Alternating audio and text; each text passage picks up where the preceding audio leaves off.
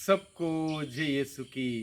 प्रभु यीशु क्रिस्त में प्यारे भाइयों बहनों, नवजीवन का संदेश इस शीर्षक के अंतर्गत प्रतिदिन का ईश्वर का जीवंत वचनों को सुनने के लिए, समझने के लिए, उन वचनों को ग्रहण करते हुए उन वचनों के अनुसार जीवन बिताने की शक्ति, सामर्थ्य, कृपा, अनुग्रह मांगते हुए एक सुंदर आदर्श क्रिस्तीय जीवन बिताने की विशेष कृपा मांगने के लिए मैं आप सभी लोगों का हार्दिक स्वागत करता हूं। आज अगस्त की 22 तारीख है और ये शुक्रवार का दिन है। आज के दिन में हम सभी लोगों के लिए मनन चिंतन करने के लिए, अपने आध्यात्मिक जीवन में आगे बढ़ने के लिए प्रभु का वचन दिया गया है। संत मती के द्वारा रचित सुसमाचार अध्याय 22 पद संख्या 34 से 40 का प्रसंग है।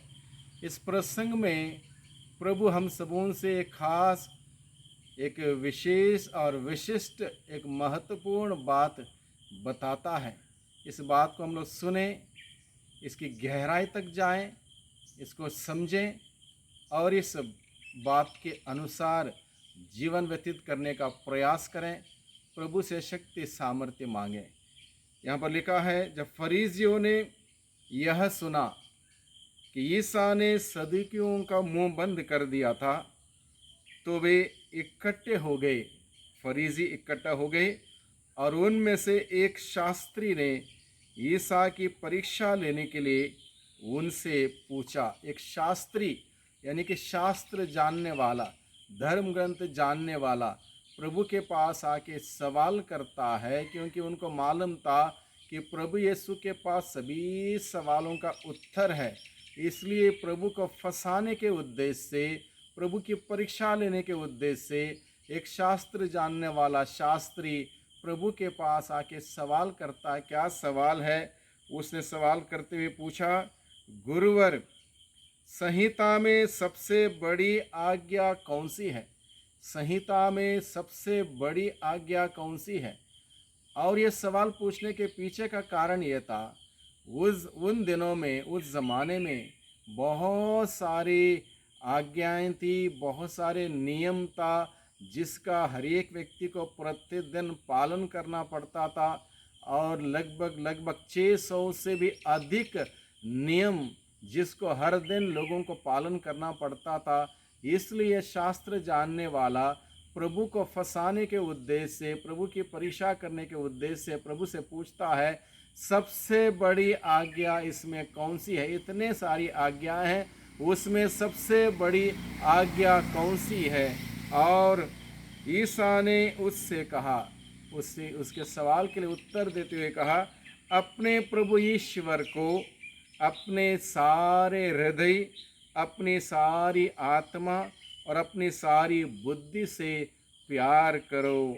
यह सबसे बड़ी और पहली आज्ञा है। दूसरी आज्ञा इसी के सदृश है, अपने पड़ोसी को अपने समान प्यार करो। जब प्रभु ने उत्तर दिया सबसे बड़ी आज्ञा के बारे में, और प्रभु ने कहा, अपने प्रभु ईश्वर को अपने सारे हृदय, सारी आत्मा, सारी बुद्धि, सारी शक्ति से प्यार करो और अपने पड़ोसी को अपने समान प्यार करो, यह सही सटीक उत्तर जब दिया, उसके बाद प्रभु कहता है, इन्हीं दो आज्ञाओं पर समस्त संहिता और नबियों की शिक्षा अवलंबित है। यानी कि सारा धर्म ग्रंथ, सारा प्रभु की योजना, मर्जी, सब कुछ इन दो आज्ञाओं पर निहित है। इस पर निर्भर है इंसान का जीवन किस प्रकार का है, क्या मैंने इन दो आज्ञाओं का पालन किया।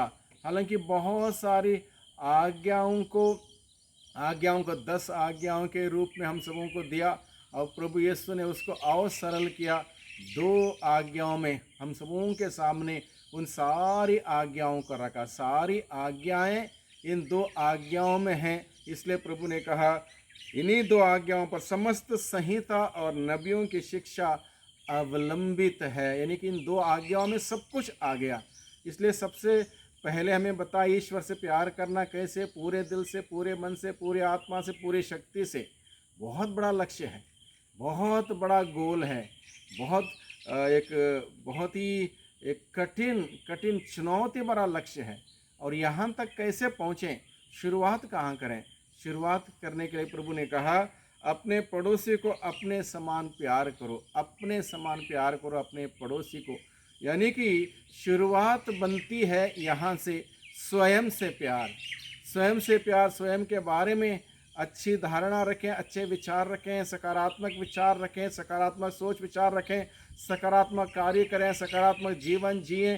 किसी प्रकार का अनुशासनहीनता का जीवन नहीं, अनुशासन से भरा हुआ जीवन, भक्ति से विश्वास से भरा हुआ जीवन, और इस प्रकार से सबके प्रति उदारता से प्रेम करने वाला जीवन, क्षमा करने वाला जीवन, शांति का जीवन। ऐसा जीवन जब हम जीने लगेंगे, स्वयं से प्यार करने लगेंगे। जब स्वयं से प्यार करते हैं, हम नहीं चाहते कि हमारे साथ कुछ भी बुरा हो, कुछ गलत हो, हम चाहते हैं सब कुछ अच्छा हो। यानी कि दूसरों से अपने प्रति जैसा व्यवहार हम चाहते हैं, हम दूसरों के प्रति करें। प्रभु ने यही कहा, यानी कि जब मैं अपने से प्यार करता हूँ, अपनी तारीफ़ करता हूँ, मैं चाहता हूँ कि मैं अच्छा हूँ, दूसरे भी यही बात समझें, मेरी तारीफ़ करें, मेरी प्रशंसा करें, मेरे साथ खड़े रहें, तो मुझे दूसरों के साथ वैसा करना है। जब मैं ऐसा करूँगा दूसरों के साथ, उससे पहले मेरे अंदर ये सारे अच्छे गुण होने की आवश्यकता है। जब मेरे अंदर ये सारी अच्छाइयाँ मेरे अंदर रहेंगी, तभी मैं दूसरों में अच्छाइयाँ देखूंगा, सकारात्मक नज़रिए से देखूंगा, उनसे प्यार करूंगा, मोहब्बत करूंगा,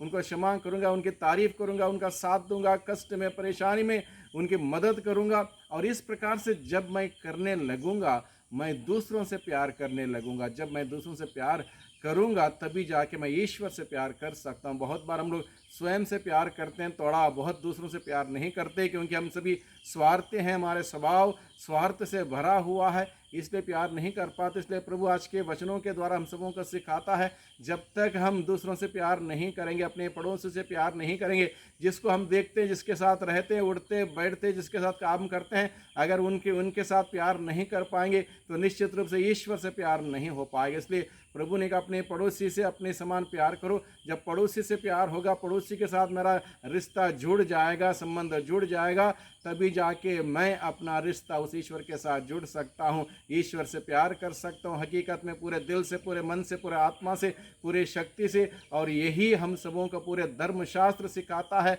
ईश्वर को जानना, ईश्वर को मानना, ईश्वर से प्यार करना। ईश्वर ने हम सभी मनुष्यों की सृष्टि इसी वजह से की कि मनुष्य ईश्वर को जाने, माने, उसकी आराधना करें, उस पर विश्वास करें, विश्वास का जीवन जिएं। और इसी कार्य के लिए आज के दिन में प्रभु हम सबों को बताता है, याद दिलाता है, बुलाता है कि ईश्वर से प्यार करना हो तो सबसे पहले हमें अपने से प्यार करना होगा, पड़ोसी से प्यार करना होगा, दूसरों से प्यार करना होगा, तब जाके हमारा प्यार हकीकत में ईश्वर के प्रति प्रकट हो सकता है। अगर हम प्रभु की आज्ञाओं का पालन नहीं करेंगे, निश्चित रूप से हम प्रभु से प्यार नहीं कर पाएंगे। प्रभु ने यही कहा, यदि तुम मेरी आज्ञाओं का पालन करोगे तो तुम मुझसे प्यार करोगे। यानी कि प्रभु के आज्ञाओं का पालन करने से ही हम प्रभु के प्रति प्यार कर सकते हैं। केवल बातों से, कहने से नहीं होता प्यार, कार्यों से व्यक्त होना चाहिए, कार्यों से व्यक्त होना चाहिए, जीवन से व्यक्त होना चाहिए।